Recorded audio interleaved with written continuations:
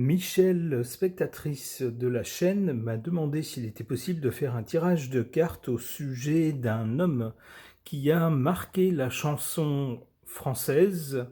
Alors française, à moitié française, vous allez voir pourquoi. Il s'agit de Luis Mariano. Alors, qu'est-ce qu'on peut en dire d'abord? Qu'est-ce qu'on peut apprendre de sa vie? Eh bien, son prénom c'était Mariano, son vrai prénom c'était Mariano. Il s'appelait donc Mariano Eusebio González y Garcia, mais son nom de scène, si on peut dire, c'était Luis Mariano. Il est né le 13 août 1914 à Irún, donc en Espagne, au Pays Basque espagnol, et il est mort le 14 juillet 1970 à Paris. Ce fut un ténor et un chanteur d'opérette basque espagnol qui a connu une très grande popularité dans les pays hispanophones et francophones. Outre l'espagnol et le français, il parlait couramment le basque, bien sûr sa langue maternelle, et il fut toujours fier de ses origines basques.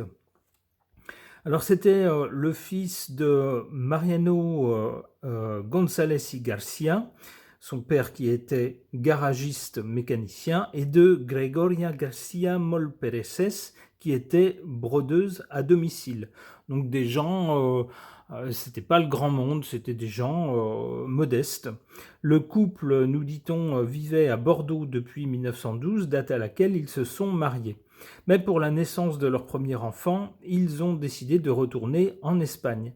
C'est ainsi donc que Mariano est né le 13 août 1914 à 1h30 du matin à Irún. Mais par superstition du nombre 13, sa mère demandera à son mari de falsifier la date et l'heure de naissance. Et donc Luis Mariano sera considéré jusqu'à sa mort comme né le 12 août à 23h30. Mais c'était un mensonge, c'était pas la bonne heure de naissance. Alors on nous dit que l'Espagne fut épargnée par la Première Guerre mondiale, cependant la famille González était très modeste. Irún étant une ville frontalière, la mère de Mariano a fait de la contrebande d'absinthe vers la France où cette boisson était interdite, afin de gagner quelques sous, un peu plus, pour faire grossir un peu son salaire. À la naissance de leur second enfant, les González sont retournés s'installer à Bordeaux afin de mieux gagner leur vie. Là, le jeune Mariano fut scolarisé dans une école catholique, mais il ne parlait pas le français. La langue parlée au domicile familial était l'espagnol. Il a appris le français auprès de religieuses à partir de 4 ans, mais il ne l'a pas beaucoup utilisé. Sa famille s'est ensuite réinstallée à Irún, où son père a repris un petit garage sous franchise Citroën.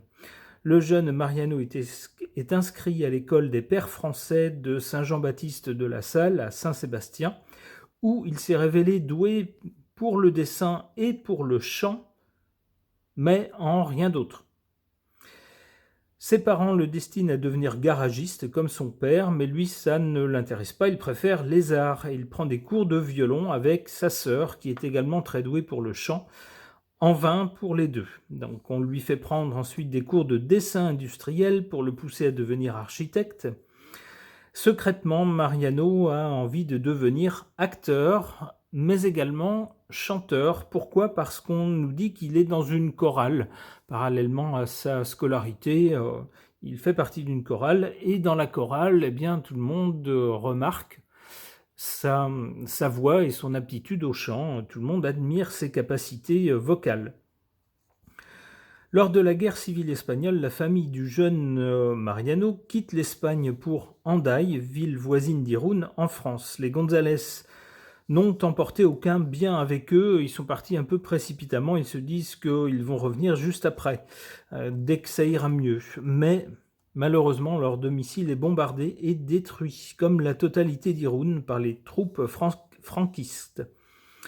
Sa mère alors va falsifier les papiers de son fils, en changeant sa date de naissance pour le 12 août 1920 afin de lui permettre d'échapper au service militaire obligatoire. Alors ensuite, on nous dit que le jeune Mariano va continuer à chanter dans un groupe vocal. Et grâce à ce groupe vocal dans lequel il chante, il a fait un peu ses armes dans plusieurs capitales européennes, où il a chanté comme Londres, Amsterdam, Bruxelles et Paris, au profit des résistants basques et espagnols. Avec ce groupe, le jeune chanteur enregistre pour la première fois sa voix en 1937 en participant à l'édition d'un disque de chansons populaires. En début de carrière, il a changé son nom puisqu'il s'appelait Mariano, c'était son prénom, mais son nom de famille c'était González. Il a chanté en changeant son nom, Mariano, car González lui avait valu des moqueries. Alors on nous dit que les conditions misérables de la famille González les poussent à nouveau à changer de lieu de vie et à retourner à Bordeaux à la fin de la guerre civile. Mariano loue une chambre chez un habitant et fréquente l'école des Beaux-Arts de Bordeaux. Au début de la Seconde Guerre mondiale, il est mobilisé dans les champs. Il s'occupe alors des vendanges dans un vignoble appartenant à un riche importateur de café du nom de André Varon. Pourquoi c'est important le fait qu'il ait travaillé dans les vendanges, dans les champs, dans les vignes? Pourquoi? Parce que pendant qu'il travaillait, pour passer le temps, comme on fait parfois, il chantait. C'est ce qu'on faisait surtout autrefois lorsqu'on n'avait pas de radio, par exemple. Les gens parfois chantaient. Eh bien, le propriétaire donc de ce domaine l'a entendu chanter et là il a été surpris. Il l'a présenté au propriétaire du conservatoire de Bordeaux. Alors il y a passé une audition avec succès donc pour le concours d'entrée au conservatoire de Bordeaux. Le propriétaire donc de ce conservatoire aura noté dans ses notes « Je viens d'entendre un type formidable, il s'appelle González ». Et donc le propriétaire de ce conservatoire lui fait rencontrer la cantatrice Janine Michaud, laquelle est également impressionnée par sa voix. Il lui prédit un grand avenir, mais l'incite quand même à travailler sa voix.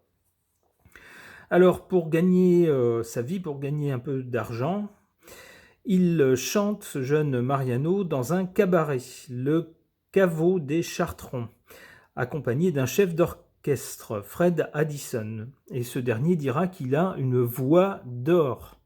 On nous dit que ses prestations enflamment le public. Il y chante des airs latinos et se produit dans l'orchestre de tango de Rafael Canaro. Il chante avec cet orchestre son premier disque où il interprète 2 tangos, Olvídame, Oublie-moi, et Callecita de mi novia. À cette époque, il rencontre Jeanne Lagiscard, une gérante de magasin de disques à Bordeaux. Et cette femme, nous dit-on, est influente dans les milieux artistiques de la ville. Elle prend en main la carrière du jeune Mariano et le persuade de tenter sa chance à Paris. En 1942, il tourne dans Le Chant de l'exilé aux côtés de Tino Rossi et Ginette Leclerc, donc des grandes vedettes de l'époque. Il y joue le rôle d'un jeune basque chanteur. Alors on suit ensuite ses débuts. Alors des débuts qui furent assez laborieux, avec plusieurs occasions manquées, plusieurs essais où ma foi, son talent n'a pas réussi à percer, malgré le fait que tout le monde remarquait qu'il avait une voix hors du commun. On voit que ça n'a pas été gagné, ça n'a pas été facile, mais semble-t-il, lorsqu'on a un destin, on a malgré tout un destin. C'est ce qu'on nous dit un peu plus loin. On nous dit que Francis Lopez, un compositeur au succès grandissant, devait, en 1945, mener un spectacle pour la fin de l'année 1945 sur une commande du théâtre du Casino Montparnasse. Lopez propose de compléter et d'adapter Mariage à l'essai, une opérette inachevée dont l'intrigue devait se dérouler près de Marseille. Raymond Vinci, Marc Cab et Maurice Vander, les paroliers, renomme alors le nom de la pièce en La Belle de Budapest. Jeanne Lagiscard, on en a parlé plus haut, c'était une femme influente et qui essayait de propulser la carrière de Mariano.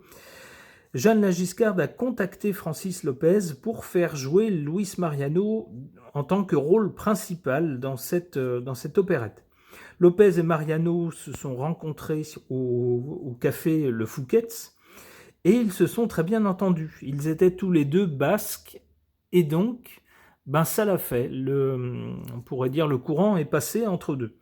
Une fois Mariano arrivé dans l'équipe, Francis Lopez décide finalement que l'intrigue du spectacle ne se passera plus à Marseille mais en Espagne, à Cadix. Et donc la pièce est renommée La Belle de Cadix. Le travail d'adaptation des paroles est terminé en un mois. Luis Mariano participe à l'aspect visuel du spectacle et il dessine les costumes, ainsi que certains décors et les affiches de promotion. La première représentation est prévue pour le 19 décembre. Les premières représentations ne sont pas vraiment des réussites et on pense même déprogrammer la pièce. Ça, au début, c'est laborieux, encore une fois. Elle a été prévue pour être présentée pendant 6 semaines, mais finalement, La Belle de Cadix tiendra l'affiche pendant plus de 5 ans. En fait, il y a eu probablement du bouche à oreille après un début un peu poussif et la situation s'est complètement retournée. On nous dit même que ça a été une envolée au-delà de tout ce qui aurait pu être prévu. On nous dit le disque qui est tiré de l'opérette, donc La Belle de Cadix, et qui comprend le titre Maria Luisa, fait exploser les ventes. 1 250 000 exemplaires seront vendus, à tel point que la maison de disques Pathé Marconi sera obligée de réaménager ses chaînes de production pour faire face à la demande de ce disque. Donc on nous dit qu'à partir de là, à partir de cette opérette La Belle de Cadix, c'est l'envolée. Alors autant ça a été compliqué, difficile, laborieux pendant des années, autant à partir de ce point-là, on ne l'arrête plus. La popularité de Luis Mariano, nous dit-on, grandit rapidement. Pendant une dizaine d'années, il domine le monde de la chanson et de l'opérette. On l'entend normalement dans Fandango en 1949. Le point culminant de sa carrière peut se situer en 1951-1952. Les années par exemple du Chanteur de Mexico et du film Violette impériale. Au théâtre, Le Chanteur de Mexico en 1951 est l'un de ces spectacles et il triomphe également dans Andalousie en 1947 et dans Chevalier du ciel en 1955. On connaît la chanson liée à ce spectacle, Chevalier du ciel.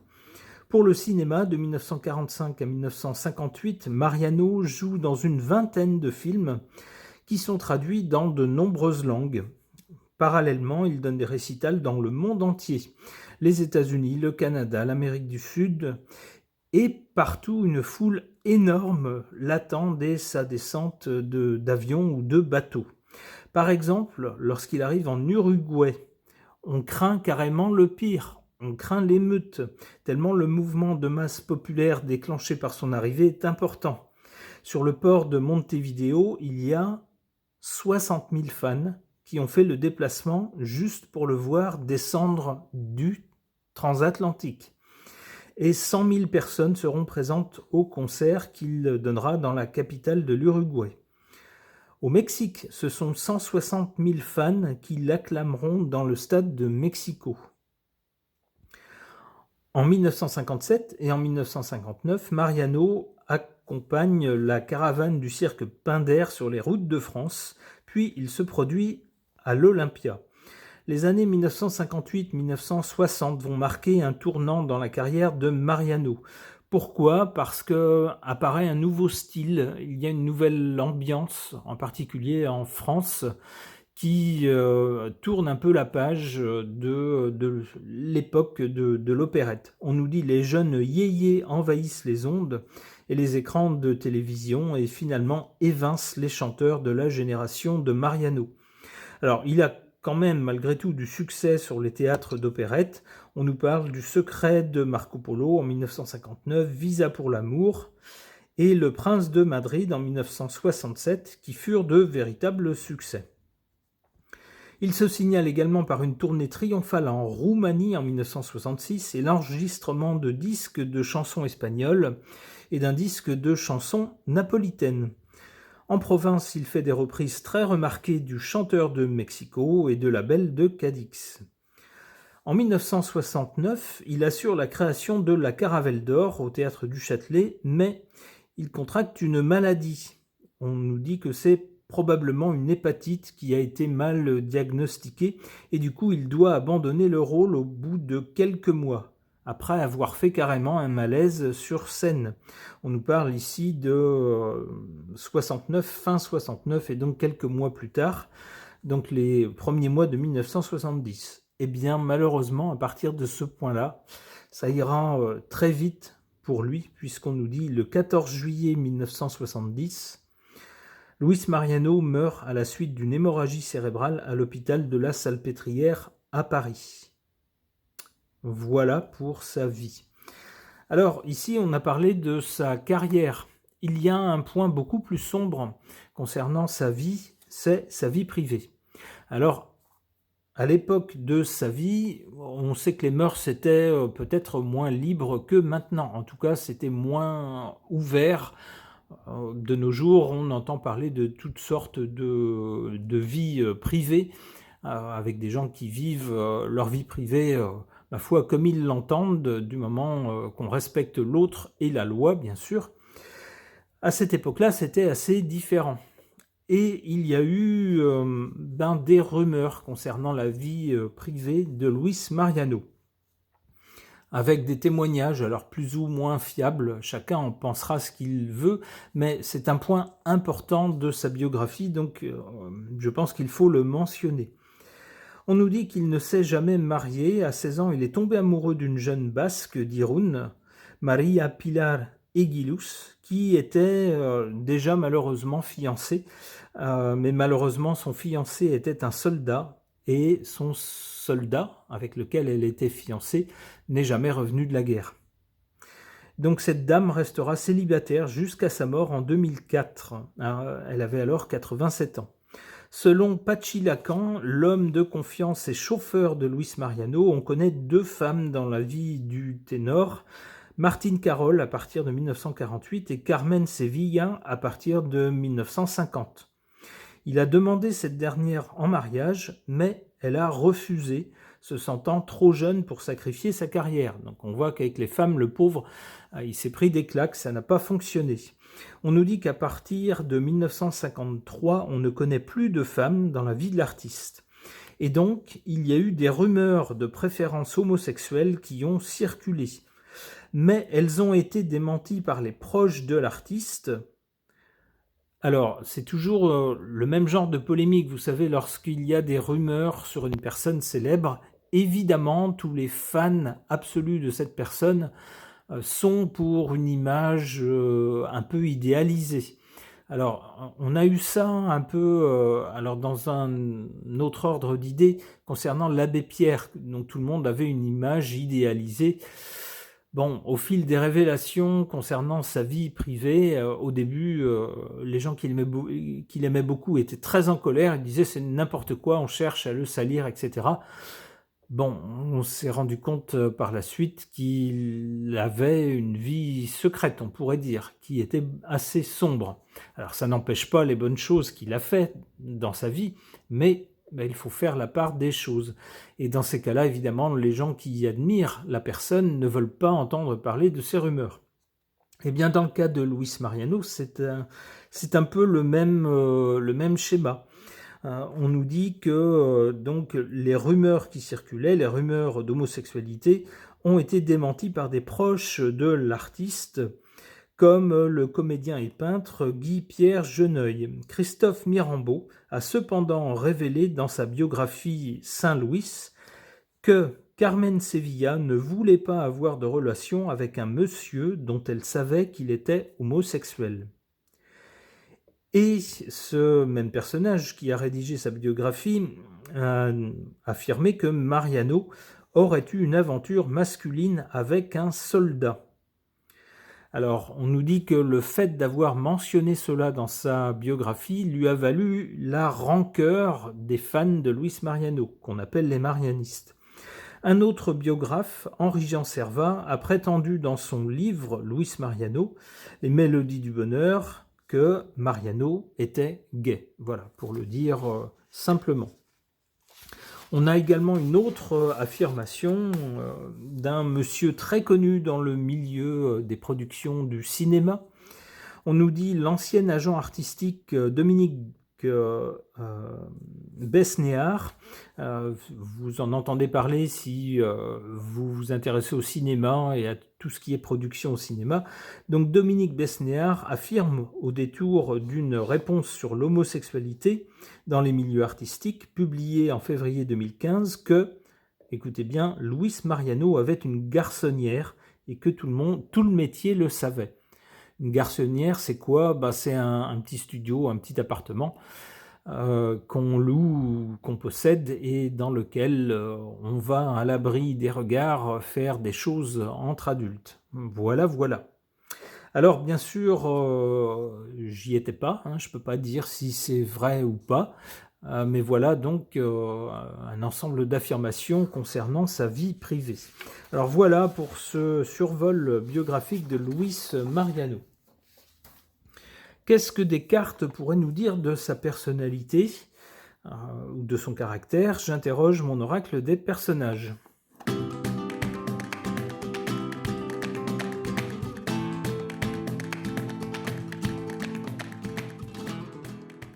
Alors, que nous disent ces cartes ou qu'est-ce qu'elles suggèrent ? Bien sûr, ce n'est qu'un tirage de cartes, je n'affirme rien, mais qu'est-ce qu'elles peuvent suggérer en lien avec ce chanteur très célèbre, Luis Mariano ?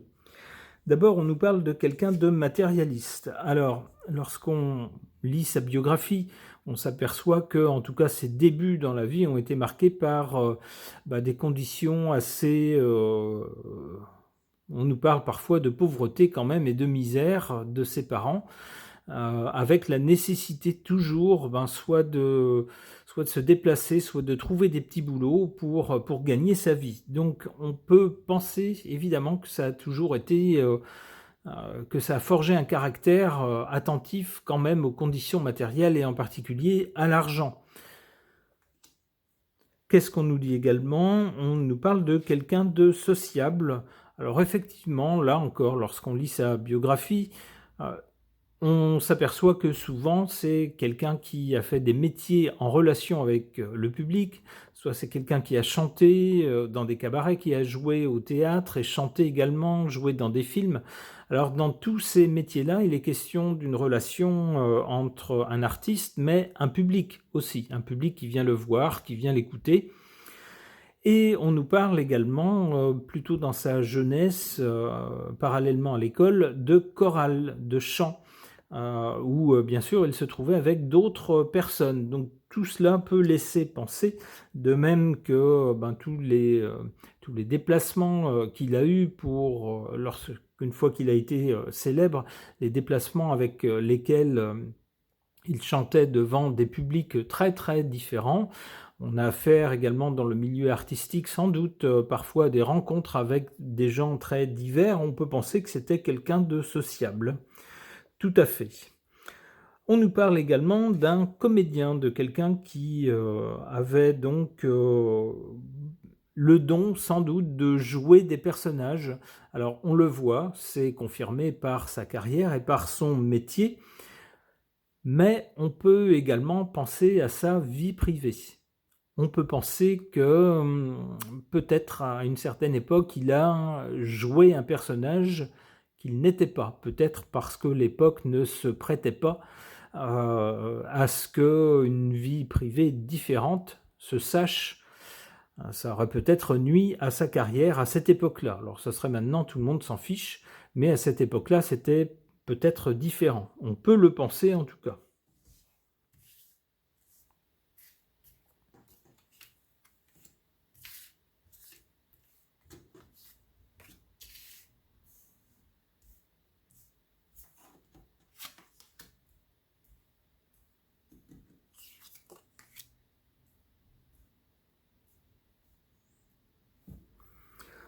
En carte favorable, la carte de la sentimentale, ou en l'occurrence du sentimental, quelqu'un de sentimental. C'est quelqu'un qui n'est pas que froid et calculateur. Eh ben non, c'est quelqu'un pour qui parfois les sentiments prennent le dessus sur la raison. C'est ce qui fait de nous des êtres humains et non pas des robots. Lorsque parfois notre cœur fond pour quelqu'un ou est touché par une situation.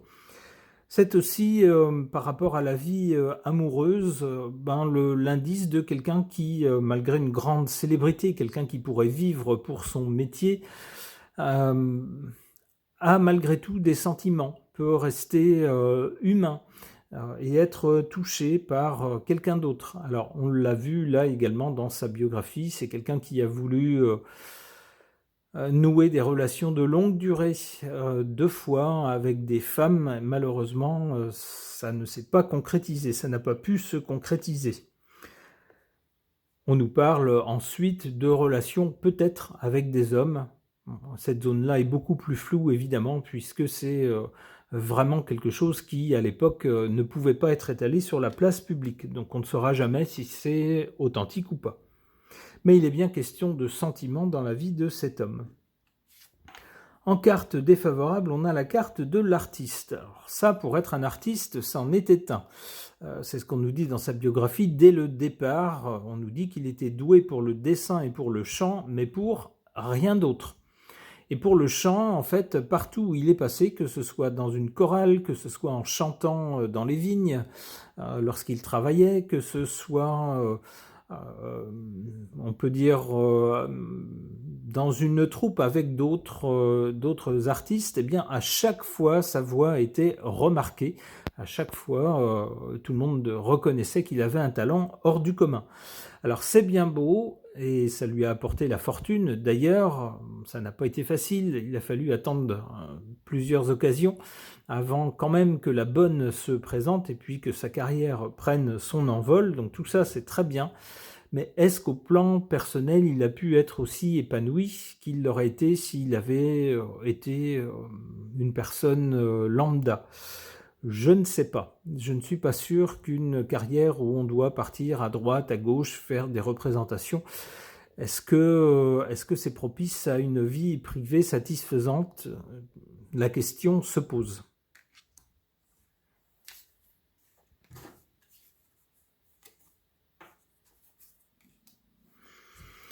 Alors, du côté ici du comédien, où on peut y voir sa carrière de comédien, parallèlement à sa carrière de chanteur, mais également peut-être une partie de sa vie privée, qu'à un moment, il a peut-être préféré tenir dans l'ombre, de peur de devoir subir des conséquences désagréables. Eh bien, on nous parle, en association avec cette carte, du voyou. Le voyou, c'est quelqu'un qui utilise le système qui reconnaît dans le système des règles qui ne lui conviennent pas. C'est un esprit libre, mais qui joue avec le système pour, ma foi, en tirer un avantage. Alors, on pourrait y voir justement peut-être quelqu'un qui a joué avec sa célébrité, sa notoriété, pour en tirer un avantage. C'est possible. Quelqu'un qui n'était pas dupe du système et qui a su jouer avec.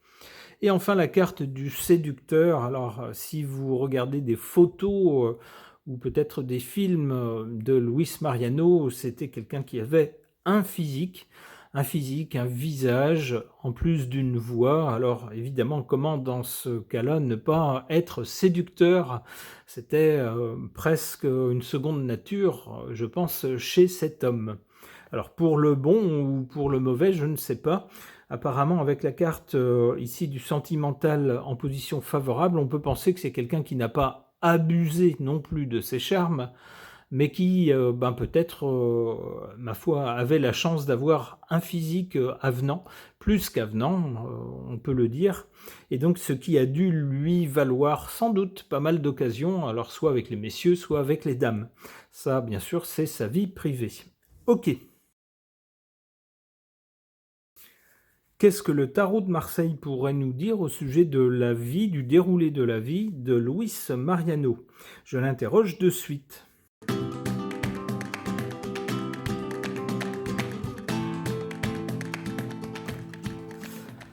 Alors, que suggèrent ces cartes au sujet de Luis Mariano?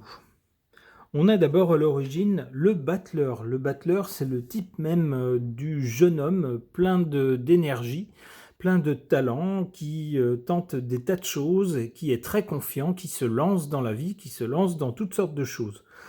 On peut y reconnaître peut-être la première partie de sa vie lorsque c'est quelqu'un qui a tenté des tas de choses, qui croyait en son talent, qui de toute façon se sentait artiste et donc a tenté diverses choses dans cette voie-là, bien aidé d'ailleurs par des gens qui ont été éblouis par son talent et se sont dit il faut l'aider, on ne peut pas laisser un talent comme ça ne pas s'exprimer.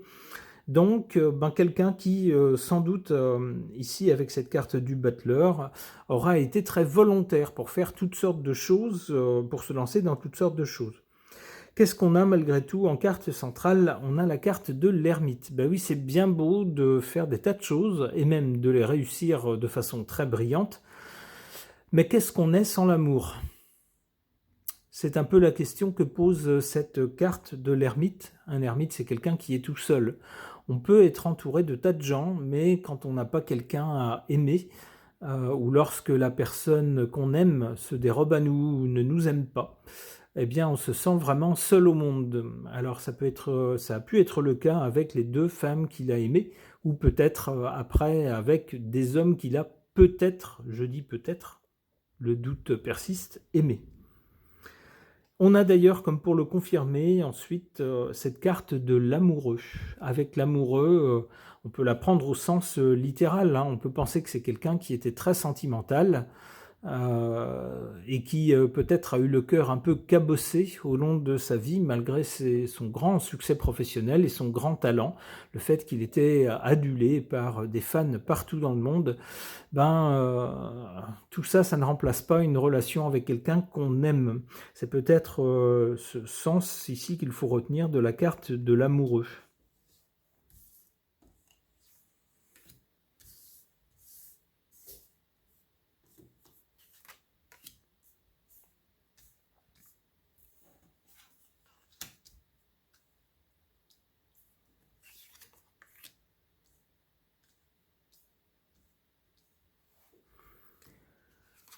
En carte défavorable, l'étoile.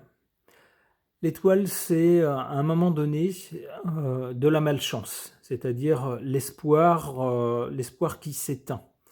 Alors, je verrais plutôt ça dans le domaine de sa vie privée. En carte favorable, le pendu.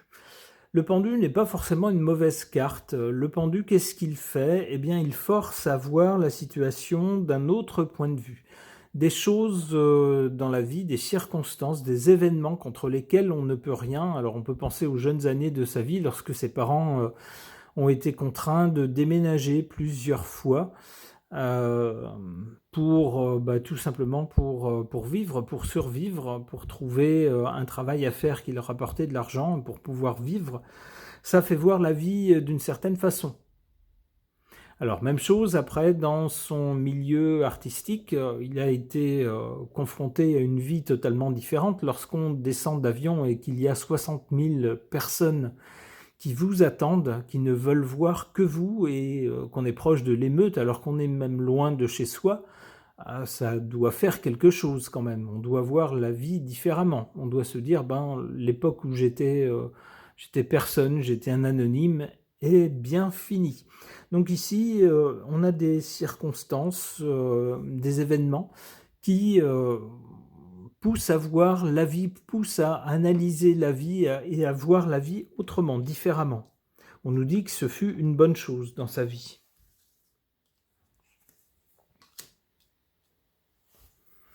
La force, ici on voit la force qui tombe sur l'amoureux, même si c'est quelqu'un dont la carrière fut brillante, le talent fut exceptionnel, mais en contrepartie, sa vie personnelle fut, comme je le disais tout à l'heure, un peu cabossée sans doute.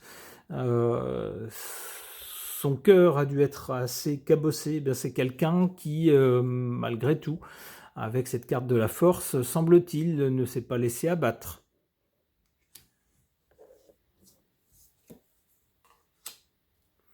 L'empereur, c'est sans doute l'image qui reste de lui